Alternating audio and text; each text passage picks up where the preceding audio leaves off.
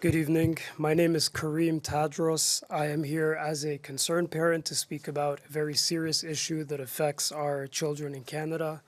But I do not speak alone. I speak also on behalf of the tens of thousands of parents from my city in the Greater Toronto Area, as well as the hundreds of thousands of parents across Ontario, and even the million parents across the rest of our great nation. I can speak confidently about these numbers because these were the parents who came together and coordinated and communicated and pulled off what we now know as the million-person march that took place last year on September 20th. The mainstream media downplayed the size and significance of this event. But as one of the organizers, I saw videos of the mass amount of parents who came together to voice their concerns about radical indoctrination taking place in our school systems. These parents came together and they showed up because they are fed up. And they are so fed up that millions more have joined this movement and will be participating again this year on Friday, September the 20th, 2024. Some have made the effort to deliberately distort the message of these parents that came together and to discredit the voices. So I'm here to make it clear and eliminate any confusion about what these efforts signified. We are not homophobic, we are not transphobic, and we are not anti-LGBTQ. The proof can be found in the very vocal detransitioners and members of the Pride community who stood by and joined us in this movement as well. Our message, to reiterate so that it is never twisted again in the media, is very clear. We stand firmly against the deliberate wave of radical sexualization of children that is becoming very commonplace in Canada, not just in our education system, but in Canadian culture as well. We stand against the deliberate effort to radicalize and normalize this throughout education. We stand against public nudity in public spaces and at family events. We stand firmly against the endangerment of women and children in shared bathrooms and changing rooms. We stand for the rights of parents to have a say in their children's education and to raise them according to their values and their beliefs. These are not children of the state, and parents do have a right to be involved in the decisions that concern their children. We will not stand by while our children are force-fed radical and dangerous ideologies. They do not align with our values, and they do not align with our God-given right to raise our children in the way that we see fit.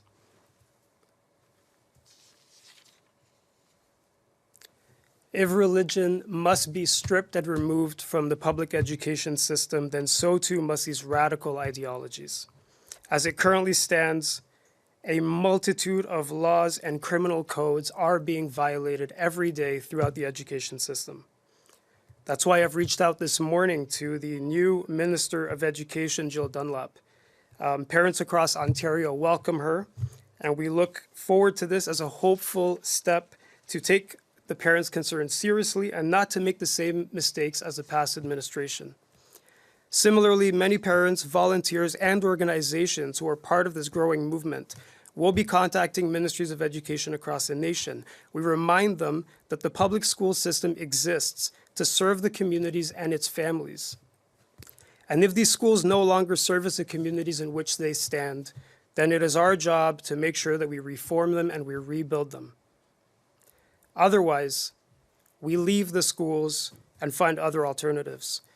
This year, we have seen one of the largest declines in classroom attendance. We've seen a very large increase in teachers resigning from positions in the public education system.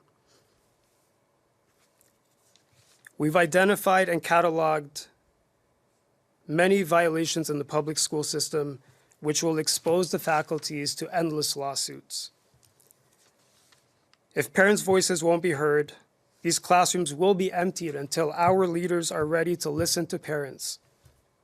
We will also hold elected and appointed officials accountable for their contractual obligation to ensure the safety of the communities that they represent. This year, we have seen very serious violations of human rights and criminal code not being upheld. If our voices are not being heard when public nudity goes rampant at so-called Pride family events and in front of children under the watchful eye of the police, if voices are not being heard and the police do not take action to uphold the law, then how can they maintain the faith of the community in them? When we marched on September 20th and called on parents across the nation to join us, we were met with open violations, including allowing counter-protests to dominate these spaces and smother our constitutional rights to protest. Hate speech laws were violated that went out and called parents as hateful bigots from every level of administration, including school boards, ministries of education, mayors, city councilors, and even our nation's leaders. When millions of parents take to the streets again on Friday, September the 20th this year from coast to coast, we stand firmly in our belief that we do not oppress anyone else's beliefs. We do not condemn anyone's lifestyle, even if we may not agree with it. We maintain that it is our freedom as a diverse nation that is rich in culture, that we can disagree but still exist unified in peace and with respect for one another. And that includes the respect for families and their God-given rights to protect and raise their children. We call on our leaders to do the right thing and restore the faith of our communities by finding the courage to stand out and speak up and uphold the law and to fight for the innocence of Canada's children. Thank you.